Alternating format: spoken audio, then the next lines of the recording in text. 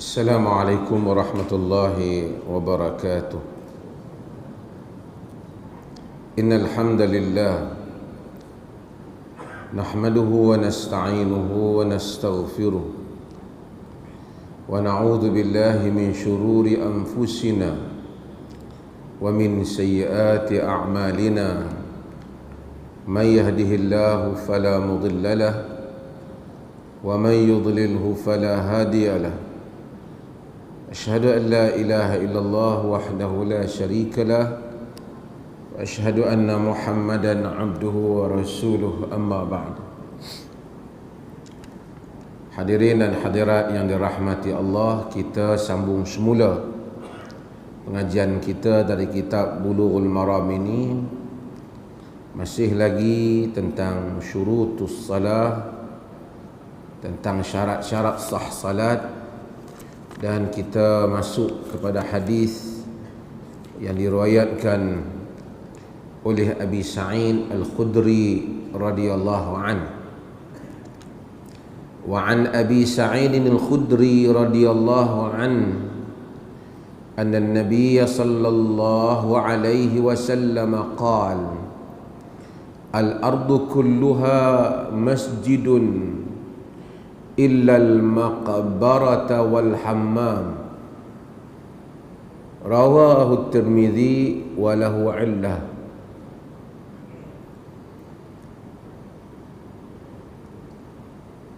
Daripada Abi Sa'id Al-Khudri radhiyallahu anhu.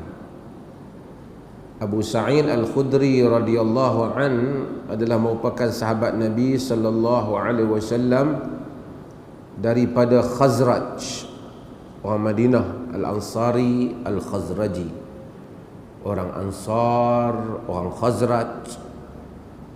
Dan dia lahir 10 tahun sebelum Nabi berhijrah. Artinya masa Nabi berhijrah umur dia berapa?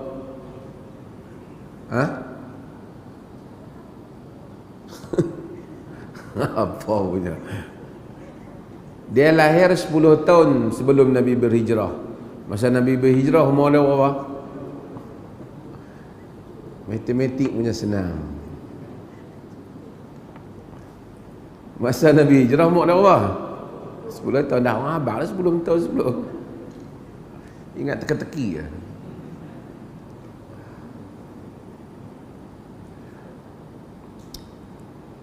Nama dia Sa'ad bin Malik bin Sinan.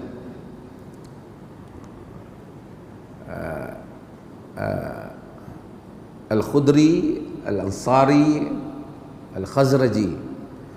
Ini dia Sa'ad bin Malik bin Sinan. Bapaknya juga adalah merupakan Malik bin Sinan, adalah merupakan sahabat Nabi sallallahu alaihi wasallam. Semasa peperangan Uhud, bapa dia bawa dia kepada Nabi sallallahu alaihi wasallam supaya dia boleh menyertai peperangan. Tapi ketika itu umur dia lebih kurang 13 tahun. Bapa dia duk angkat, Rasulullah yang ni boleh. Rasulullah tengok dia, Rasulullah tak benarkan mereka kerana ramai beberapa orang yang Rasulullah tidak benarkan, termasuk dia, kerana masih muda untuk menyertai peperangan.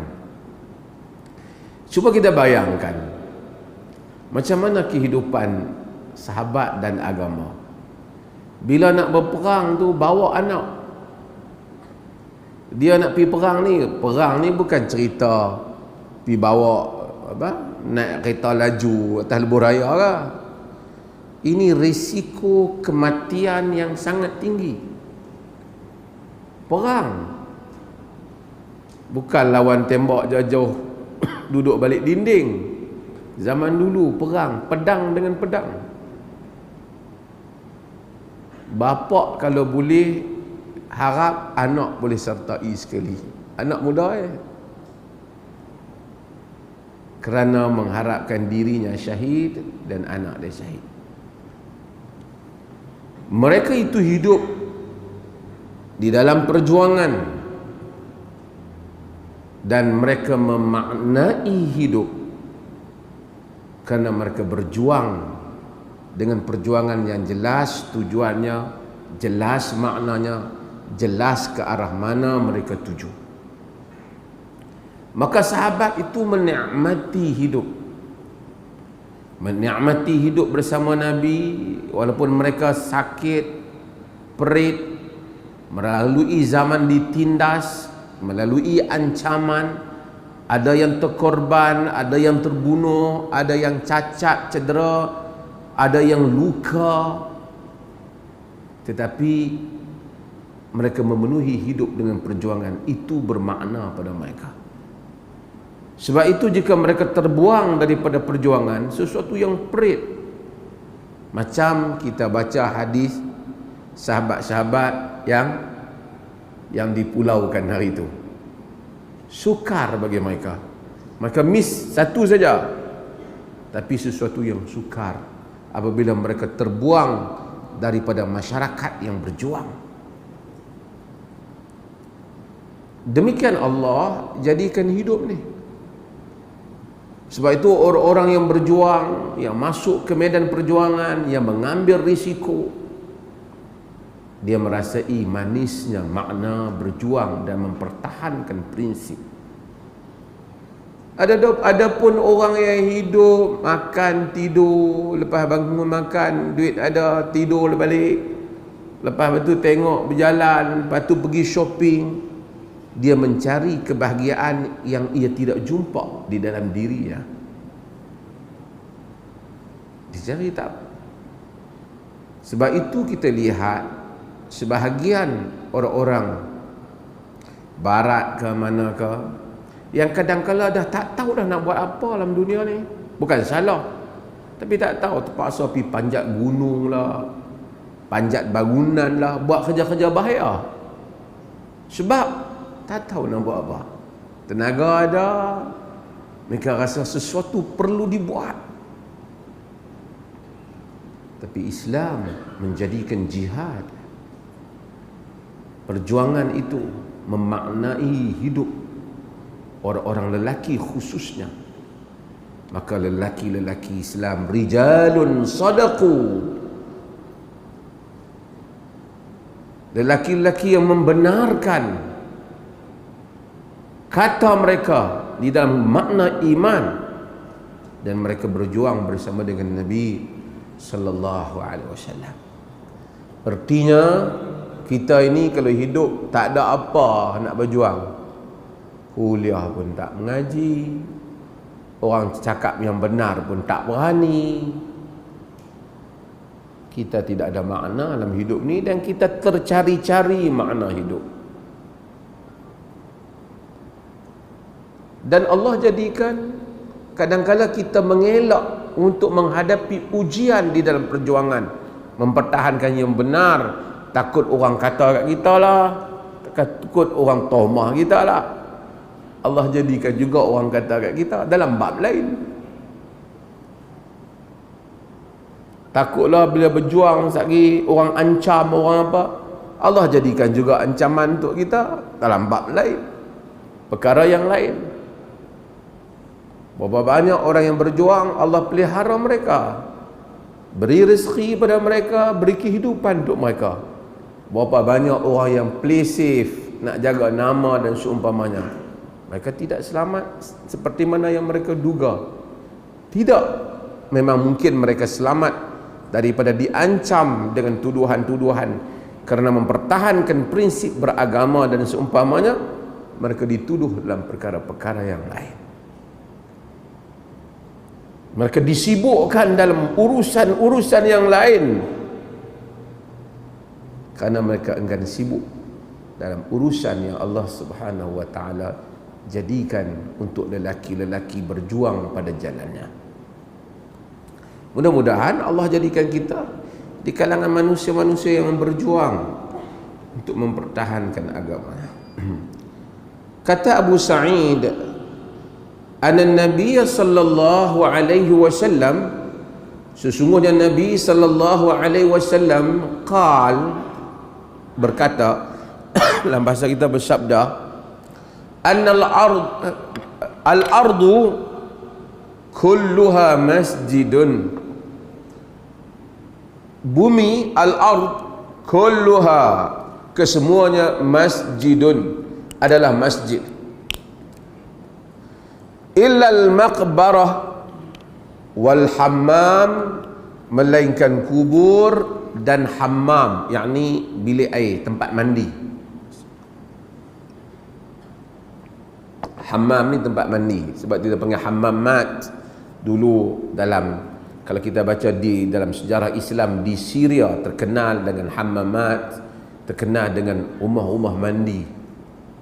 Orang dulu kan rumah mereka hebat, ada tempat mandi. Bila pergi di negara-negara seperti di Syria, seperti di Turki, dalam sejarah mereka akan ada rumah-rumah mandi yang cantik.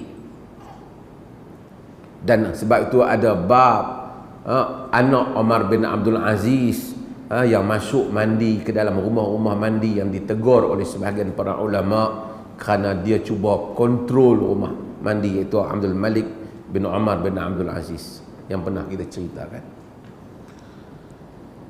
Hammam ni tempat mandi. Dalam hadis ni dia kata bumi keseluruhannya masjid, yakni boleh masjid daripada perkataan sajadah, sujud, tempat sujud, yakni boleh solat. Melainkan apa? Melainkan kubur dan juga tempat mandi, bilik mandi. Hadis ni, sebelum kita nak bincang, hadis ni para ulama berkhilaf pendapat tentangnya. Dia kata Al-Hafiz Al-Imam Ibn Hajar Al-Asqalani dalam kitab dia ni, dia kata rawahu Tirmizi walahu illah. Diriwayatkan oleh Tirmizi, baginya penyakit, bukan penyakit Tirmizi tu, baginya hadis illah. Illah ni adalah masalah. Hadis tu ada, dia ni ada bab illah khafi dan seumpamanya di dalam hadis ni, yang merupakan salah satu syarat hadis sahih itu, iaitu mattasala sanaduhu binaqlin adlin dhabitin an mislihi ila muntaha min ghairi syadzin wala illah, iaitu hadis yang bersambung sanadnya daripada awal sehingga akhir. Mattasala sanadu binaqlin adlin, yang diriwayatkan oleh rawi yang adil lagi dhabit, naqlin adli binaqlin adl dhabitin an mislihi, daripada awal sehingga akhir, ila muntaha min ghairi syadzin wala illah, tanpa ada syadz, keganjilan, dan tanpa ada illah, ada penyakit. Ni panjang bab penyakit hadis ni. Dalam konteks hadis ni, sekali kalau saya sebut yang tu, nanti tuan-tuan sebahagian tak dapat tangkap ilmu hadis tu. Cuma orang yang mengaji hadis dia akan fahamlah masalah illah ni, banyak pecahan dia, bab ilal. Sebab Al-Imam Tirmizi pada hujung kitabnya, daripada Ilalul Tirmizi, bab ilal, kitab tentang ilal, tentang penyakit-penyakit hadis, penyakit yang menyebabkan sesuatu hadis itu tidak dapat dihukum sebagai sahih atau tak dapat diangkat kedudukannya. Dalam konteksnya hadis ni khilaf para ulama tentang hukum hadis ni. Di kalangan muhaqqiqin, yakni ahli-ahli yang mentahqiq, menganalisa dan membuat keputusan, di kalangan mereka menghasankan hadis ni. Hasan yakni satu darjat sikit rendah daripada sahih, ialah dia boleh dipakai, dikira dia pakai sabit. Hasan ni baiklah, ada yang baik. Sahih, ada yang sahih, sihat. Di kalangan para ulama, mereka ada yang mendhaifkannya. Hadis ni diriwayatkan bukan oleh Tirmizi saja, diriwayatkan juga oleh Al-Imam Syafi'i dalam musnadnya, diriwayatkan oleh Al-Imam Ahmad dalam musnadnya, diriwayatkan oleh Abu Dawud, diriwayatkan oleh Ibnu Majah, diriwayatkan oleh Ibnu Khuzaimah, diriwayatkan oleh Ibn Hibban, diriwayatkan oleh Al-Hakim dalam Al-Mustadrak, dan seterusnya. Sebab apa? Sebab sebahagian riwayat hadis ini, Amr bin Yahya meriwayatkan daripada bapaknya, daripada Nabi sallallahu alaihi wasallam. Jadi dia skip nama Abu Sa'id Al-Khudri. Bila dia skip nama, sedangkan dia bukan sahabat. Dalam ilmu hadis dia tak kira. Kalau kau bukan sahabat, kau besar syekh mana pun, tabi'in, kalau kau skip nama sahabat, tiba-tiba terus kata qala Rasulullah, bersabda Rasulullah, sedangkan kau tak pernah bertemu dengan Rasulullah, kau tak bagi tahu siapa sahabat yang kau ambil daripadanya, hadis dikira bermasalah. Walaupun ada pengecualian beberapa orang, seperti sebahagian ahli hadis cuba kecualikan Sa'id bin Musayyib kerana dia menantu Abu Hurairah, dan beberapa orang lagi. Tapi yang pentingnya ialah macam mana dia tabi'in pun dia tak boleh terus pergi kata daripada Nabi, kerana dia tak jumpa Nabi. Kerana kita nak tahu dia dengar daripada siapa.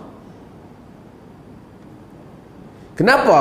Mungkin kita andaikan mestilah dia dengar daripada sahabat. Mana-mana sahabat yang dia dengar, sahabat Nabi diterima. So tak ada isu. Ulama hadis tidak menjangkau itu sahaja. Mereka kata kemungkinan juga dia dengar dari tabi'i yang lain. Kalau dia dengar daripada tabi'i yang lain tidak ada status macam sahabat di sudut confirm bahawasanya dia adalah seorang yang adil. Kerana anak murid sahabat mungkin juga ada yang boleh diterima, ada yang tak boleh diterima. Sebab itu Al-Hasan Al-Basri, riwayat Al-Hasan Al-Basri, Hasan Al-Basri, sedangkan dialah anak susuan Ummu Salamah, besar dia. Tetapi para ulama bincang riwayat Hasan Al-Basri. Apabila terutamanya apabila dia sebut beberapa nama sahabat yang mereka tak ada bukti dia berjumpa dengan sahabat-sahabat itu. Seperti bila dia sebut dia mengambil riwayat daripada Umar bin Khattab, dia tak jumpa Umar. Sufyan apabila dia riwayat daripada Umar, dia tak jumpa Umar. Dia tak kata dia dengar, tapi bila dia kata daripada Umar, orang kata daripada ni main kat mana? Dia dengar ke orang mana? Daripada Umar ke? Orang cerita daripada Umar ke? Orang dia nak tahu siapa orang tu. Bila dia tidak dapat memberikan nama orang tu, hadis akan dianggap ada masalah, melainkan kalau ada orang lain dapat buktikan. Dalam konteks hadis yang kita baca ni, saya saja masalah teknikal sikit saya sebut, di kalangan para rawi, di kalangan sanad tu ada sanad yang di dalamnya Hammad bin Salamah dia kata an Abi Sa'id Al-Khudri, daripada Abi Sa'id Al-Khudri. Hammad bin Salamah kata daripada Sa'id Al-Khudri. Rawi, salah satu rawi itu kata hadis ni daripada Sa'id Al-Khudri. Tapi oleh kerana bagi mereka yang anggap itu tidak cukup kuat dibandingkan sanad-sanad yang tak menyebut nama Abu Sa'id Al-Khudri, maka mereka ini mendhaifkan hadis ni, menganggap ia mursal. Dan mursal ni khilaf di kalangan ulama. Mursal di sisi mazhab Syafi'i ada lain, mursal di jumhur lain, jumhur ahlul hadis sebelum itu lain. Kemudian hadis ni khilaf, ada yang menyambung hadis ni dianggap mausul. Maka kesimpulannya, hak tuan-tuan nak kena tahu, kebanyakan ulama kata hadis ni hasan, sekurang-kurangnya boleh diterima. Okey. Apa hadis ni kata? Hadis ni kata bahawasanya semua tempat boleh solat. Di atas muka bumi ni semuanya boleh solat. Tak ada tempat yang tak boleh, kecuali dua tempat tadi. Dan ini adalah salah satu daripada kelebihan Nabi SAW. Dalam hadis yang pernah kita baca dulu, Nabi kata u'titu khamsan lam yu'tahun ahadun min qabli ju'ilat li al-ardu masjidan wa tuhura. Diberi 5 padaku yang tak diberi kepada orang sebelum ni. Salah satunya diberi pada Nabi dijadikan bumi keseluruhannya masjid dan suci. Maksudnya orang Islam tak perlu kalau nak solat, maksud tak disyaratkan sah. Memang solat di masjid hak dibina ni baik, tapi kalau orang Islam tu duduk dalam penjara, dia tetap boleh solat. Dia duduk kerja atas kapal, dia tetap boleh solat. Dia duduk atas bukit tak ada siapa dengan kambing-kambing dia tetap boleh solat. Dia dipenjarakan seorang-seorang, dia tetap boleh solat. Ini kelebihan yang Nabi jadikan sehingga tidak ada ruang lagi untuk seseorang tidak boleh berhubung dengan Allah Subhanahu wa taala. Jadi itu kelebihan. Jadi Nabi kata semua tempat masjid boleh sujud. Cuma Nabi bagi tahu yang tak boleh kubur. Tak boleh mayang di kubur. Sekali kita akan bincang macam mana sembahyang di kubur. Sembahyang fardu, sembahyang sunat tidak boleh dikubur ataupun menghadap ke kubur. Ada hadis-hadis yang akan kita tengok nanti bagaimana larangan Nabi. Melainkan sembahyang yang Nabi sembahyang di kubur, iaitu sembahyang jenazah. Nabi sembahyang, hak tu ada hadis yang tak ada rokok, tak ada sujud. Nabi bertakbir untuk jenazah. Tapi kok kita pergi masuk ke kubur, ada kubur wali, nak pergi sembahyang di kubur wali, ada hadis yang larang. Ni daripada mana duk pi pulau pulau besar mana ke kubur tok wali nak pergi sembahyang sana. Lepas depas sembahyang duk panggil, wahailah wali, tolong selesaikan apa semua aku punya masalah. Dia habaq kata inilah mazhab ahli sunnah Asy'ariyah. Abu Hasan Asy'ari tidak buat kerja-kerja tak senonoh macam tu. Kerja-kerja syirik, memanggil selain daripada Allah Azza wa Jalla. Oh, dia kata kerana kita ni jauh, Allah Ta'ala ni jauh dengan kita, wali-wali dekat. Macam tu lah orang zaman dulu, kaum-kaum dulu, mereka mula menyeleweng daripada ajaran agama disebabkan itu. Wa qalu la tadharunna alihatakum wa la tadharunna waddan wa la suwa'an wa la yaghusa wa ya'uqa wa nasra. Dia kata jangan kamu tinggalkan Tuhan-Tuhan kamu, jangan kamu tinggalkan Wad, Yaghus, Ya'uq, Nasra, Suwa'. Kenapa? Jangan tinggalkan mereka ni. Mereka ni siapa ni, nama-nama ni yang disebut dalam surah Nuh? Siapa ni? Orang-orang saleh. Yang dulu mereka ni saleh dalam kaum Nabi Nuh. Kaum mereka, bila mereka mati, orang pergi buat patung mereka. Masa buat awal-awal kata bukan apa, kita buat ni supaya kita ingat inilah tokoh-tokoh agama kita. Apa dia tengok? Tengok ni. Mai kat anak dia, tu dah tok guru ayah dulu ni. Mai kat cucu dia, tu tok guru tok kita, tunduk sikit. Mai kat cicit dia, lalu minta berkat sikit. Mai kat bawah-bawah, minta doa.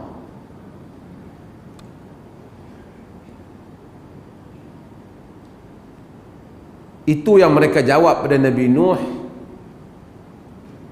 Yang Nabi Nuh kata, innahum asawni wattaba'u man lam yazidhu maluhu wa waladuhu illa khasara.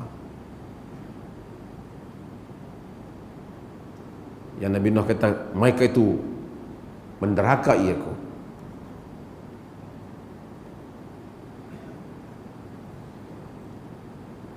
Sekarang my idea yang sama. Kita jauh dengan Allah. Nak minta ke Allah tak boleh. Kena habaib, Kena wali-wali. Jadi pergi kat kubur supaya wali tolong minta. Ni sama. Kecenderungan itu berbahaya. Sebab tu Nabi SAW larang, la tutruni kama ataratin nasara ibn Maryam. Jangan kamu melampau padaku seperti mana melampaunya orang-orang Kristian terhadap Isa bin Maryam. Dia mula-mula sikit, lama-lama dia akan jadi melampau. Mula-mula dia akan kata la na'buduhum illa liyuqarribuna ila Allahi zulfa. Quran kata. Bila Nabi kata jangan duk sembah, kami bukan sembah berhala tu. Kami nak bagi depa dekat kami dengan Allah saja. Kami jauh. Kalau boleh panggil Abdul Qadir Jailani lah, wali Pulau Besar lah, wali apalah, supaya tunaikan hajat, bolehlah orang Kristian sebut, oh Jesus, help me. Nabi Isa lagi dekat dengan Allah dibandingkan segala wali tu.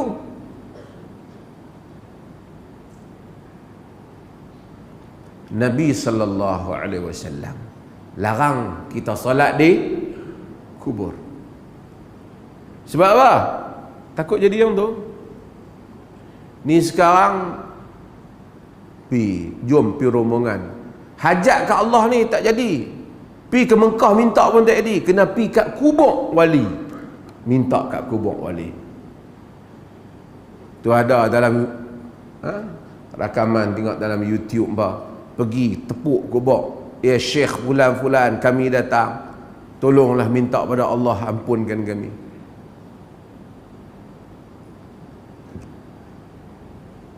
Akal ini akan bawa ke situ. Walaupun tah dunia ni bolehlah cakap pandai dah kami, tetapi akhirnya kalau ini boleh, semua yang sembah patung, yang sembah apa, mereka pun tak kata patung tu Tuhan. Maka kata itu mendekatkan pada Tuhan saja. Tak ada satu agama kata ni batu ni Tuhan. Mereka pun tak sebahlul itu untuk kata. Cuma mereka kata ini mendekatkan pada Tuhan.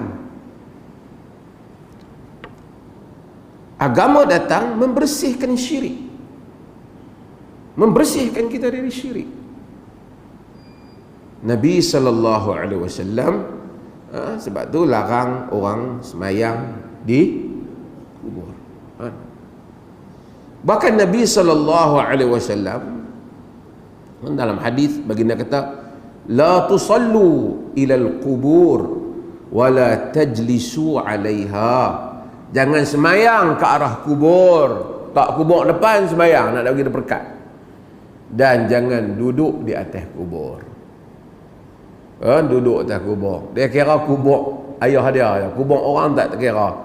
Pipi lapik tikar duduk atas kubur.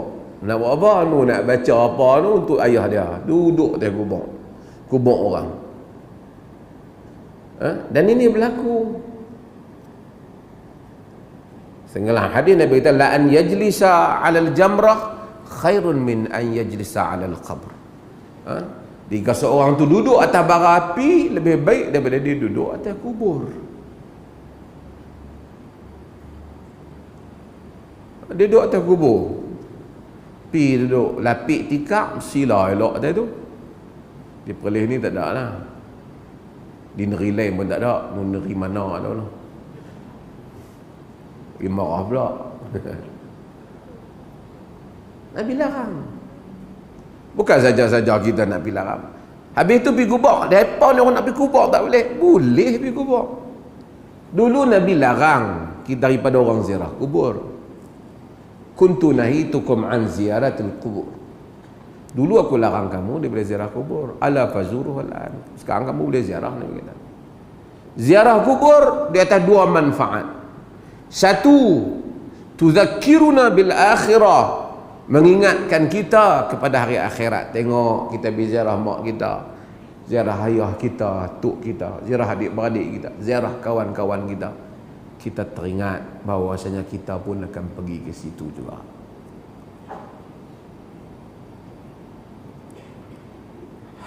Haddamul ladzat. Dia menghilangkan menghilangkan kelazatan dunia. Kemudian Nabi sallallahu alaihi wasallam di dalam hadis yang diriwayatkan oleh Aisyah radhiyallahu anha, baginda ajak kalau pergi kubur nak buat apa? Depa kata, depa ni tak tulis nak pergi kubur ni, pelih ni nak baca Fatihah ke Yasin ke. Kita tak mau bincang yang tu apa nak baca ke apa. Itu urusan apa lah, tapi hak Nabi habaq ni kita baca. Hak Nabi habaq. Nabi habaq dalam hadis. Nabi ajak kita bagi salam. Assalamualaikum dar qaumi mu'minin. Yani assalamualaikum ya ahla dari qaumi mu'minin. Assalamualaikum dar qaumi mu'minin wa inna insyaallahu bikum lahikun. As'alullaha lana wa lakum al-afiyah. Ataupun kalau kita seorang, li wa lakum as'alullah li wa lakum al-afiyah. Assalamualaikum, assalamualaikum assalamualaikum dar qaumi mu'minin. Assalamualaikum wahai ahli negeri kaum yang beriman. Wa inna insyaallahu bikum lahiqun, dan kami insyaallah akan mengikuti kamu. Pani sekarang kamu pergi, pani kami pula lah mari kubur lah. Waktu kubur mengingatkan kita pada akhirat. Lepas tu Nabi sebut apa lagi? As'alullaha li wa lakum al-afiyah. Aku minta kepada Allah untuk aku dan untuk kamu keafiatan, kesejahteraan. Kita afiat di dunia, juga afiat di akhirat. Supaya Allah selamatkan mereka ni juga, ataupun Allah bagi kesejahteraan kerana mereka ada kehidupan mereka di kubur itu.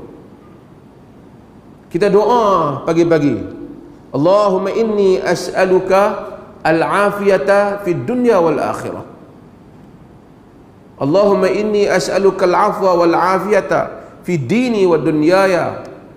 Kan Allah, ya Allah, aku pohon padamu keafiatan pada dunia dan akhirat, pada agamaku, pada duniaku, fi mali wa ahli, pada hartaku, pada kaum keluargaku. Kita doa afiat. Kita pergi kubur, kita doa afiat untuk orang kubur. Al-Hafiz Al-Imam Ibn Qayyim Al-Jauziyah rahimahullah, dia menyatakan bahawasanya bila kita pergi kubur dan kita panggil Assalamualaikum ahlad diyar ataupun dar qaumi mu'minin, mereka dengar tak? Dengar tak? Orang kubur dengar tak? Dengar. Kalau tak dengar, nak bagi salam apa? Kata Al-Hafiz Al-Imam Ibn Qayyim, Allah tak suruh kita bagi salam pada kayu dan batu. Dia suruh kita bagi salam. Mereka dengar.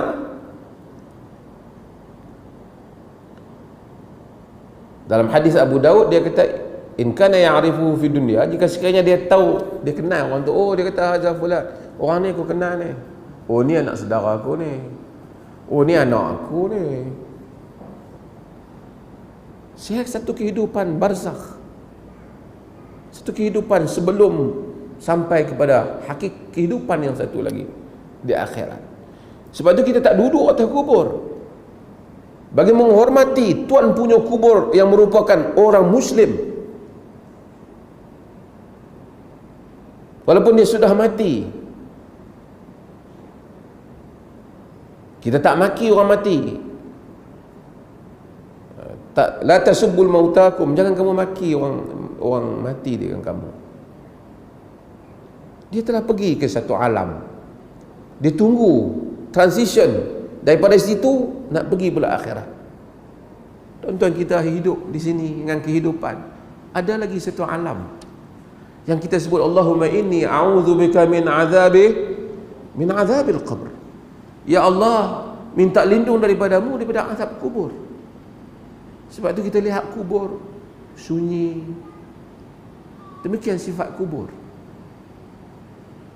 Ada orang mari jumpa saya, nak cadang supaya kubur-kubur di Perlis ni dibubuh rumput kapet, bagi elok sikit supaya orang kubur rasa selesa. Dia bukan kehidupan itu. Bubuh kipas kat atas aircon begitu sejuk bawah dah. Kalau boleh duk tuang air atas kubur orang bawah jadi sejuk, kita tuang sehari 3-4 tung sejuk dah. Bukan itu.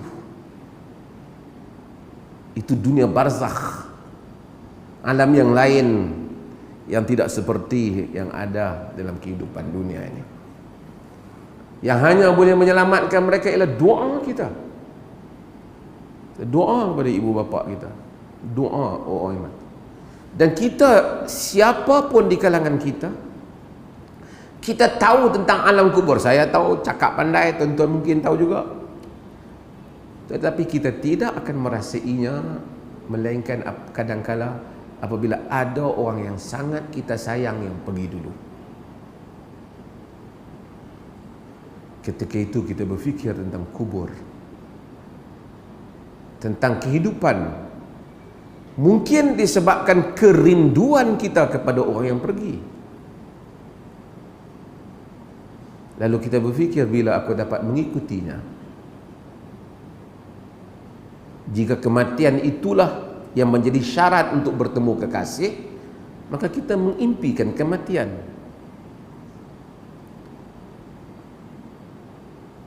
Maka kematian selalu mengingatkan manusia, Allah jadikan fulan mati, fulan mati, fulan mati. Saya pernah jumpa orang yang isteri dia mati. Selepas isteri dia mati, dia baca semua buku tentang alam kubur.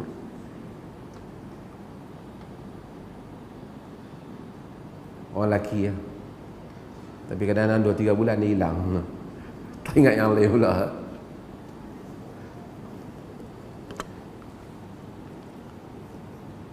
Tapi demikian agama mengajar konsep ini kepada kita. Mereka memerlukan doa kita. Mereka tak boleh buat amal ibadat dah. Kalau kita pula duk minta tolong, tolonglah anak saya demam. Wahai wali sekian, anak saya demam. Kita iyyaka na'budu wa iyyaka nasta'in. Apa makna itu? Dah memang kita minta tolong ke Allah, tapi kita minta tolong melalui orang kubur. Oh sama lah duk pergi minta tolong. Semua agama lain pun Tuhan satu juga, tapi dia melalui channel jelmaan-jelmaan Tuhan. Agama hatta Nabi SAW yang selalu kita sebut bila orang kata Masya Allah wa bima syi't, dengan apa yang Allah dan engkau kendaki wahai Rasulullah, ajaltani lillahi nidda, kau jadikan aku sekutu Allah. Qul bima sya Allah wahdah, katakan apa yang Allah kendaki, Allah saja. Tauhid yang dibulatkan. Maka daripada hadis ni, maka kita faham bahawasanya seorang tidak semayang di atas kubur. Adapun kenapa tak boleh semayang di hammam, kerana ada kemungkinan padanya ada najis dan ia bukan tempat yang baik. Hammam ni dulu tempat orang mandi kan. Bila mandi orang buang baju lah, orang buka aurat lah. Sebab itu timbul perbahasan di kalangan para ulama, apabila seseorang ahli hadis yang masuk ke hammam, boleh tak dia masuk bersama dengan orang ramai? Kerana orang yang masuk dalam hammam tu tak jaga aurat dia apa? Dia buka, orang lelaki khususnya pada zaman dulu pakai lebih kurang, kemudian dia mandi di situ. Kalau ahli-ahli ilm tak dibenarkan masuk, kerana itu dianggap sebagai mukhillu bil muru'ah, kerana mencacatkan maruah bagi para periwayat hadis pada zaman dahulu. Tuan-tuan pernah pergi ni kolam air panas tu di Malaysia apa dah? Di Malaysia kat mana dah? Kat Perlis dah. Ya. Kolam mandi air panas tu macam itulah juga. Ada orang pakai elok, ada tak pakai tak elok. Saya pergi di Jepun. Saya tengok di Jepun dia buat bilik-bilik. Kita nak masuk tengok. Saya jadi tetamu kerajaan Jepun di bawah Japan Foundation untuk duduk di negara Jepun. Kita nak masuk tak boleh bercampur. Saya naik tidur dulu lah. Kan? pasal di tempat kan kami tu, di satu tempat, di satu penginapan yang memang ada kolam air panas dia tu, akhirnya tengah malam turun baru tak ada siapa, sunyi. Depa macam itulah. Kalau kita tengok di Turki, di Syria, depa mandi ada air, kan, dan bersihkan diri. Zaman dulu rumah tak macam kita. Rumah sekarang ada paip air, boleh mandi selesa, ada bathtub semua. Dulu tak, mereka pergi ke hammam ni lah untuk mereka mandi. Nabi SAW, hammam tu kemudian berkembang pada zaman Nabi lain, kemudian lagi canggih.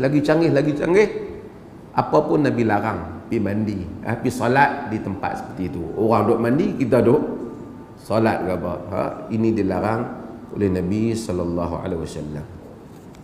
Maka para ulama di kalangan mereka kata, apa saja tempat yang menimbulkan gangguan syaitan, maka kita dilarang solat. Tempat karaoke, orang tak boleh solat kot, hingang. Dia kata, hang semayang dulu, sekali kita sambung lagu. Semayang pun tak dengar apa. Semayang apa? Mereka buat contoh-contoh yang dibuat oleh para fuqaha. Tempat-tempat yang mana satu orang bila solat pun dia tak ingat apa pada Allah Ta'ala. Maka makruh sekurang-kurangnya tempat-tempat yang seperti itu kita menunaikan salat. Kita menunaikan salat.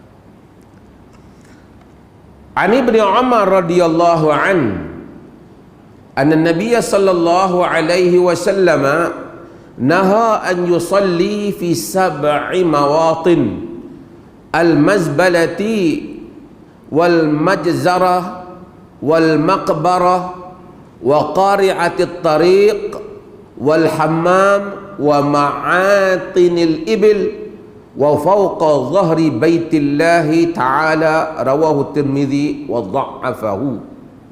Ada hadis tu? Para penghafal hadis, ada hadis?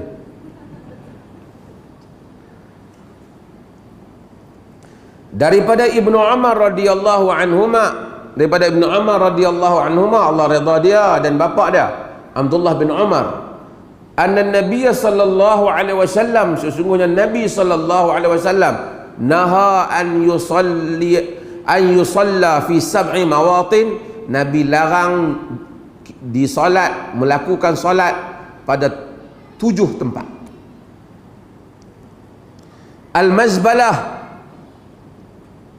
dia terjemah apa mazbalah? Tempat sampah. Mazbalah ni dulu sampah taklah banyak macam zaman kita ni, dengan plastik, dengan apa ni.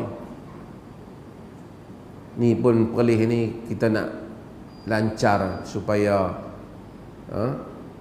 perlu kitar semula. Kena ada Masjid Alwi, saya dah minta dah hari tu lagi, supaya kita tempatkan tung kitar semula yang lebih besar lah. Dan saya dah bincang lah dengan pihak yang berkaitan, supaya bila datang daripada rumah ni bawa plastik tu bubuh, esok recycle balik, jual benda tu, boleh dapat RM1-2, kira tabung masjid punya. Kaca lah apa, kertas bawa mai. Tidak, kita tak ada peraturan. Laut kita penuh dengan apa? Dengan plastik. Zaharal fasadu fil barri wal bahri bima kasabat aydin nas. Telah zahirlah kerosakan di daratan dan lautan disebabkan tangan-tangan manusia. Liyuziquhum ba'dal ladzi 'amilu la'allahum yarji'un. Allah nak bagikan kesakitan terhadap sebahagian yang kita lakukan, yang mereka lakukan, mudah-mudahan mereka kembali kepada Allah. Allah ingatkan macam-macam kerosakan dalam dunia ni, ozon lah, apalah, virus tak virus lah. Tapi tengok plastiknya di Perlis ni punya cantik, semua sungai lah apa, cuba tengok plastik keliling, tak tahulah siapa buang. Orang yang rumah tepi-tepi sungai, dia tak kira, dia bubuh sampah dia semua, dia buang dalam sungai. Itu perbuatan yang dilaknat. Ittaqul la'anain. Nabi suruh takut pada dua yang dilaknat yang selalu kita baca. Salah satunya allati yatakhalla fi madhallatun nas, orang yang pergi buang air di tempat tempat orang berteduh, dan juga buang di jalan manusia. Habis rosak. Pergi kat Kuala Perlis tu tengok, orang tambak dengan batu apa semua cantik, penuh dengan sampah. Pasal kita tak rasa salah buang sampah ikut peraturan. Zaman dulu pun ada tempat buang sampah lah, bukanlah apa ada sampah macam zaman sekarang segala macam-macam ni. Besi pun tak banyak mana, orang buat besi pedang, kita besi punya banyak. Plastik 100 tahun tak habis plastik tu.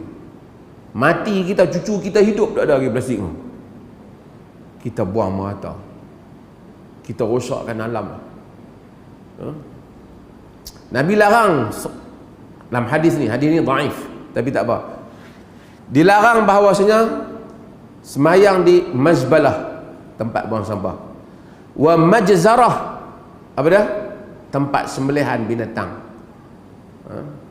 wal maqbarah, tempat kubur, wa qari'atit tariq, dan di jalan besar, jalan tempat orang duk solat, orang duk lalu, kita semayang, tunjuk kita punya bagus, kacau orang semua nak lalu tak boleh. Hadis ni dhaif, saya akan bahaskan, tapi inilah Nabi larang. Dia akan dibuktikan sebahagian larangan ni tak ada hadis yang lain, kita tak boleh berpegang dengannya. Apabila ada hadis yang lain atau bukti yang lain, kita akan berpegang dengan larangan ini. Wal hammam tadi, wa ma'atinil ibil, dan di kandang unta. Kandang unta Nabi tak pergi salat. Dan Nabi SAW ditanya, nusalli fi apa, mabarik al-ibil, semayang di kandang unta ataupun di ma'atinil ibil. Nabi tak boleh semayang. Fi marabitul ghanam, semayang di kandang kambing. Nabi kata na'am, kandang kambing okey. Oh, panjang perbahasan para ulama. Apa pasal beza unta dengan kambing? Masuk waktu dah? Suruh azan. Wa ma'atinil ibil, di kandang ibil apa? Unta.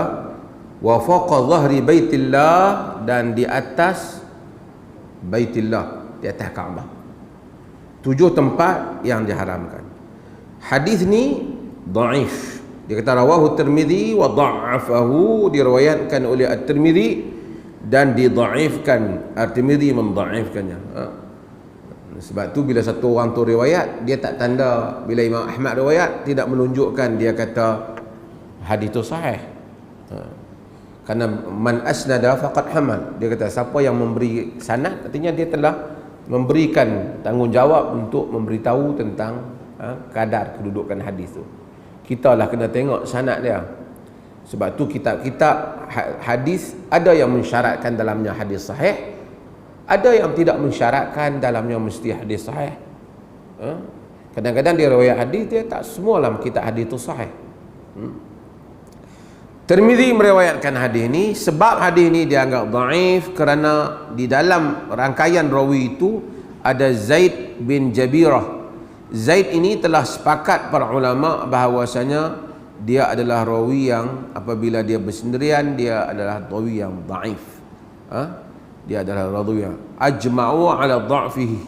Wa qala al-Hafiz matruk. Ulama telah ijma' dia adalah dhaif,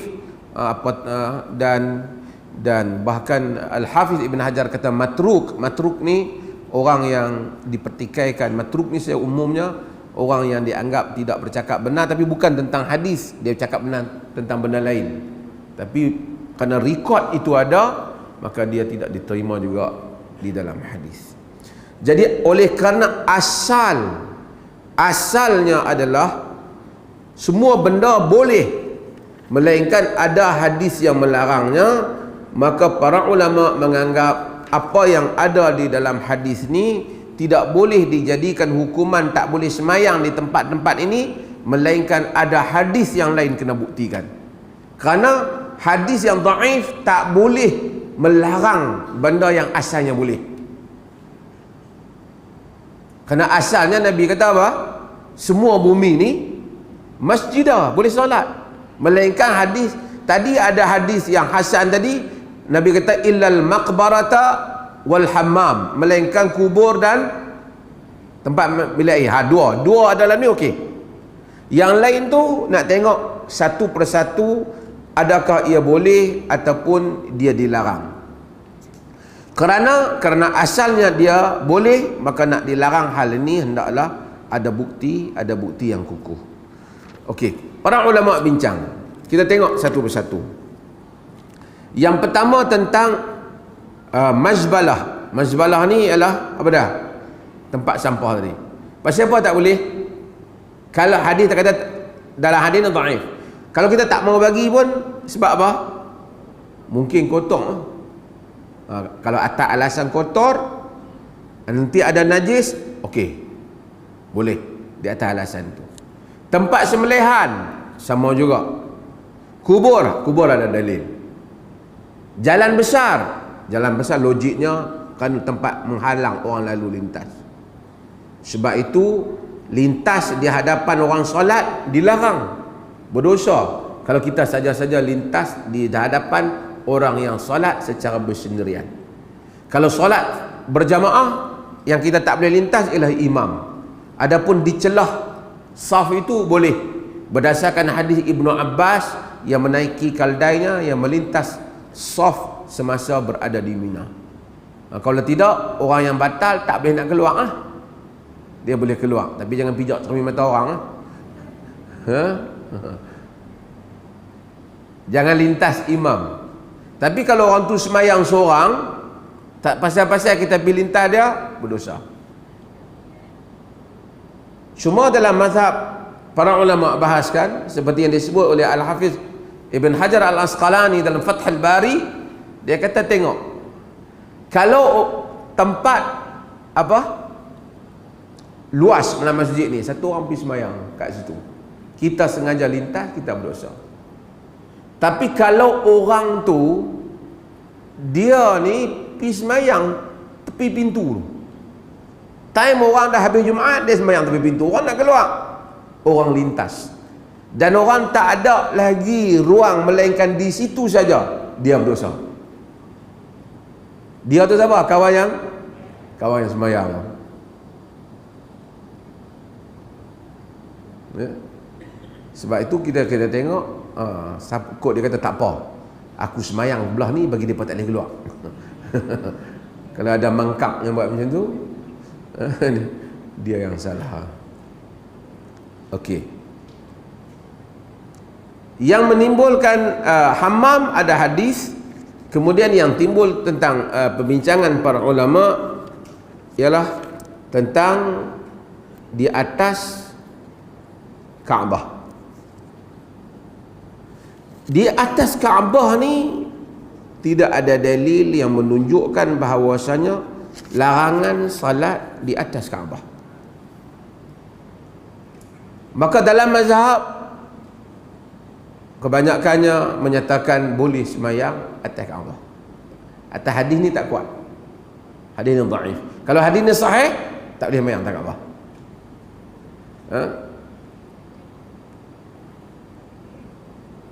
Walaupun ada sebahagian mazhab dia kata boleh, tapi jumhur para ulama kata atas Kaabah boleh semayang, fardu ke ataupun sunat, boleh semayang.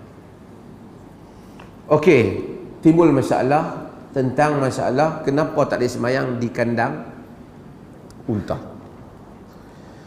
Tak boleh semayang di kandang unta bukan kerana hadis ni.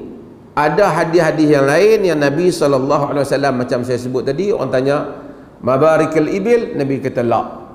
Nusalli fi mabarikal ibil, Nabi kata la. Semayang di kandang unta, Nabi kata la. Tanya fi marabidul ghanam, Nabi kata na'am. Semayang di kandang kambing?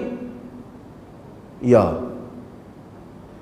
Kalau tidak ada hadis ni, kita mungkin boleh andaikan mungkin semayang di kandang unta menyebabkan kena najis unta. Tapi kalau itu alasan dia, kandang kambing pun sama juga. Jadi itu tak boleh jadi alasan. Kemudian para ulama bincang, raus ataupun najis binatang yang dimakan, macam najis lembu, najis unta, adakah dia anggap najis kalau kena pakaian tak boleh solat? Ramai di kalangan ulama kata tak dia anggap najis kerana bagi haiwan yang dimakan. Alasan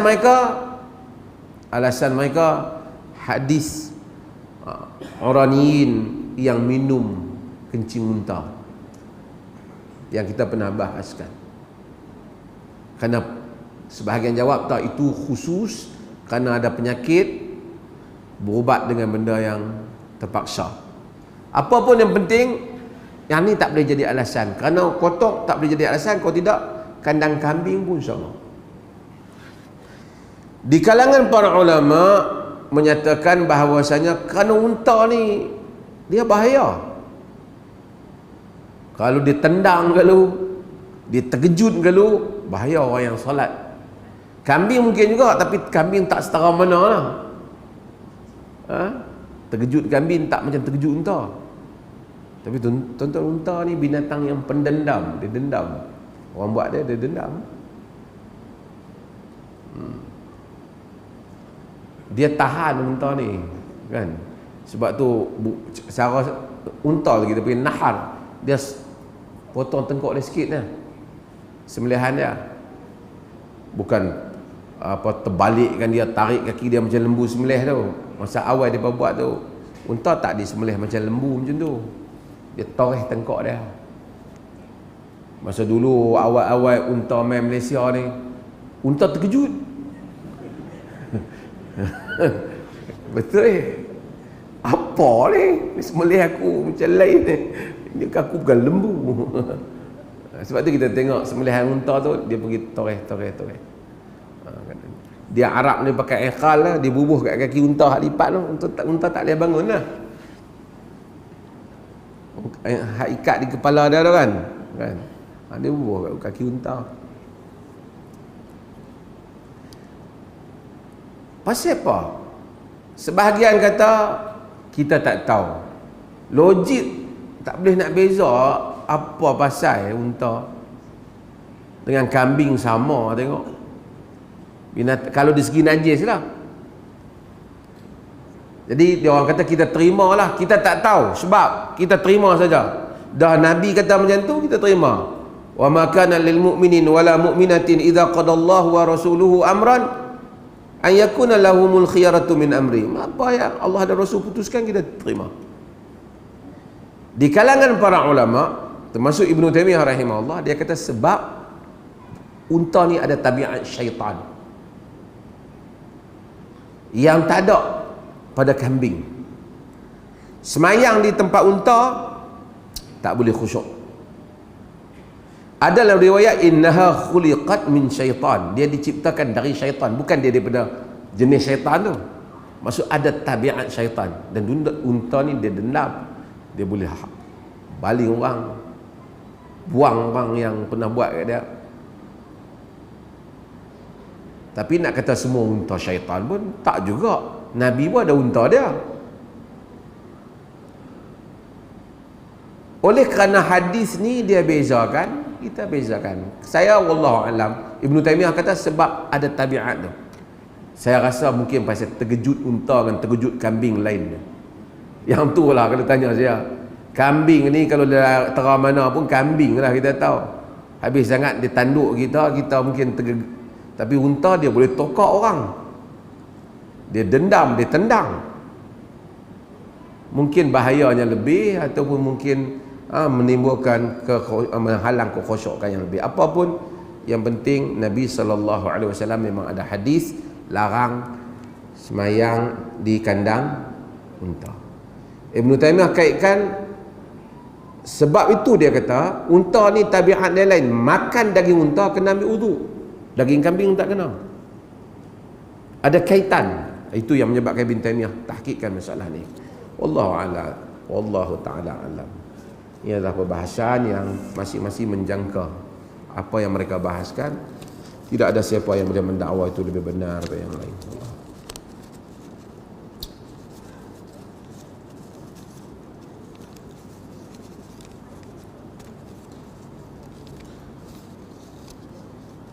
Macam mana jika rumah di sebelah kubur? Adakah termasuk dalam larangan solat menghadap ke kubur?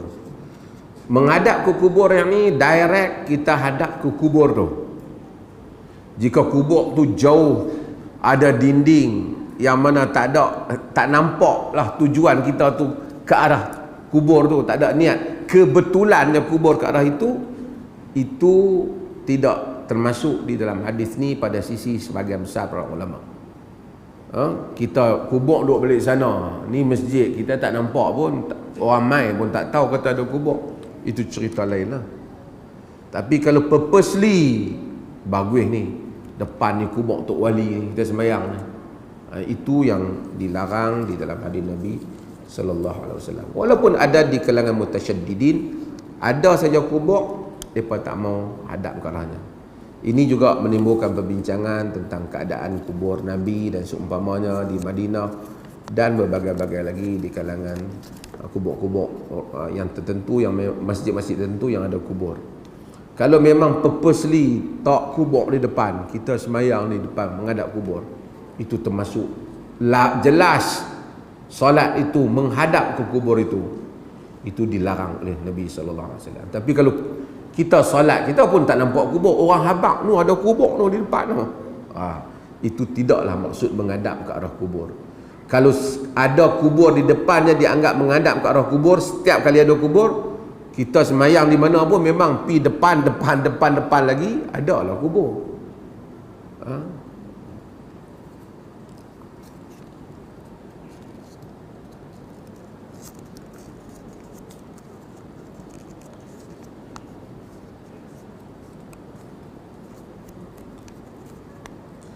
Semalam bos saya jadi imam, beliau rokok 2 saat saja.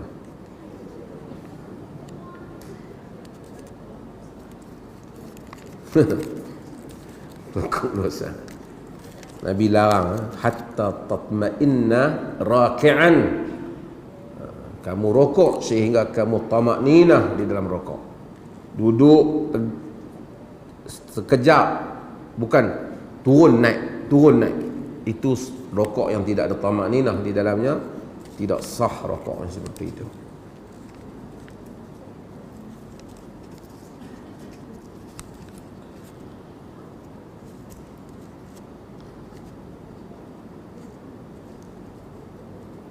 Pada zaman Dajjal masa menjadi panjang, tapi kiamat, alamat kiamat masa menjadi pendek. Mana satu?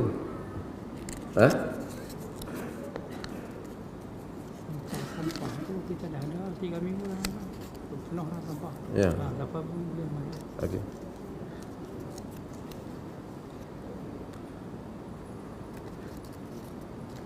Pada dalam hadis yang diriwayatkan oleh Al-Imam Muslim, bila ditanya Nabi SAW, kam lukthuhu fil ard, berapa lama Dajjal duduk di atas muka bumi? Berapa lama?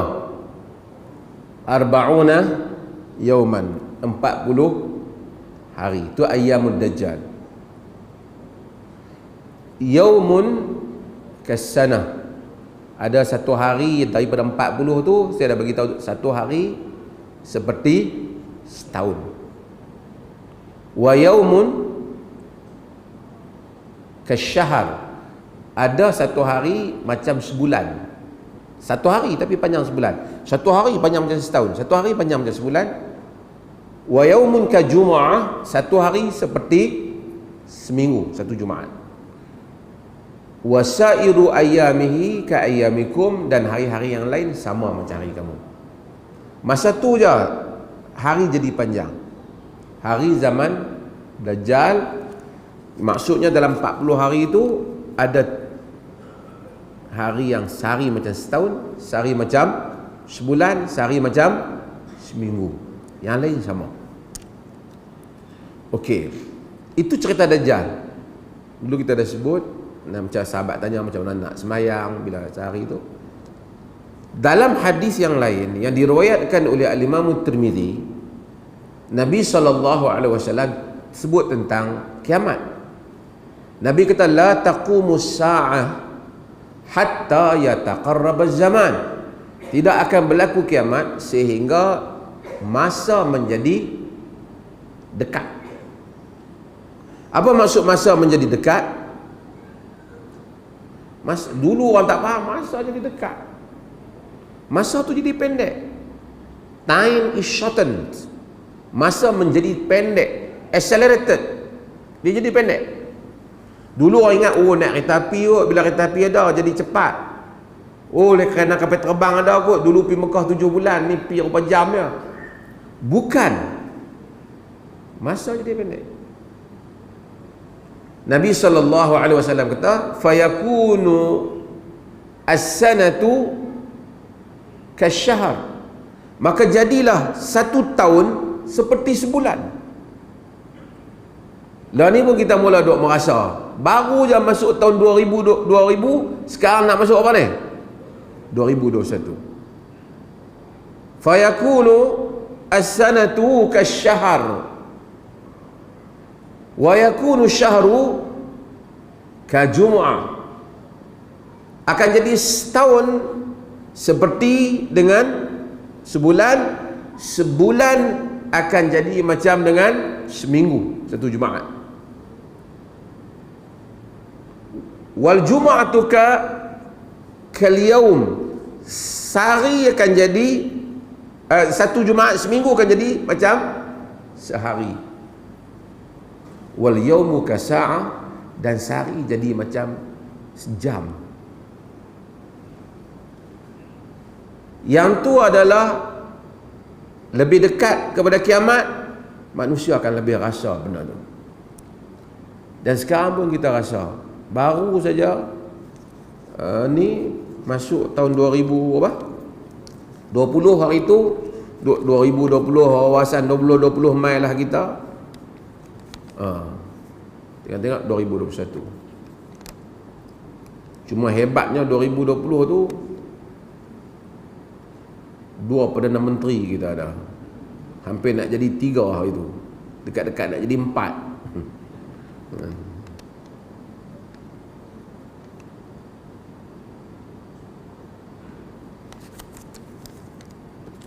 Pergi apa dah? Lama.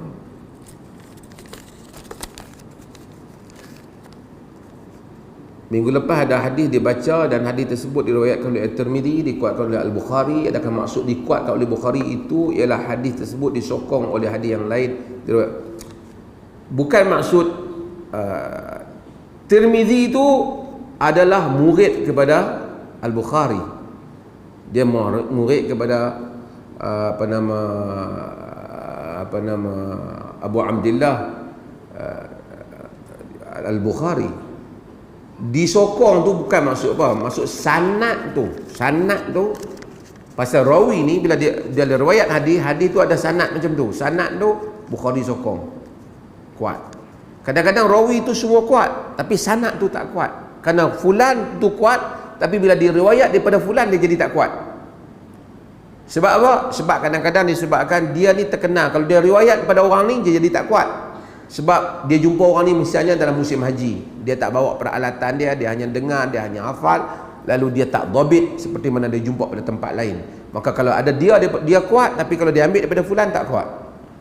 Ulama-ulama hadis detail masalah ini. Apabila kata Bukhari menyokong ni, banyak makna dia. Salah satu maknanya sanad itu telah disokong oleh Bukhari, ataupun riwayat yang di Bukhari telah riwayat juga hadis ni dalam bab lain dan kitab Bukhari, sanad matan yang sama, Bukhari telah menyokong hadis itu sebagai sahih umpamanya. Itu maksud apa yang dimaksudkan dengan disokong oleh Bukhari dan banyak mana-mana yang lain. Panjang nak cerita. InsyaAllah minggu depan pula. Minggu depan dah lagi ya? Ha? Ni Pak Ya bagi apa dah ni? Pak Ya habaq kat saya tadi ni. Ada dah siapa-siapa nak boleh buang sampah ni. Jangan pergi buang kepala ikan ni pula. Plastik, kaca, kertas boleh bawa mari letak di sini. Tuan-tuan duduk di negara, bukanlah kata orang barat ni semua bagus kan, tapi kalau tuan-tuan duduk di negara-negara maju, tuan-tuan bubuh kertas dalam beg plastik pun tuan-tuan kena. Semua ikut disiplin. Kaca buang kaca, plastik, kertas. Jadi kita bila nak buang sampah tu pergi hantar, kita kepala ikan dulu lentu, botol kicap sekali lentu, ubat dalam tu, Panadol begitu kan, baju dalam sekali masuk dalam situ, tak mau pakai, semua pun dalam tu. Jenuh lah kawan yang kutip tu, kalau dia nak kutip pun dia angkat botol kicap, ada baju dalam pula siapa punya. So kita tak ada disiplin. Dan kita pun, bukan saja kita, pengurusan kita juga, kita tak maju ke hadapan.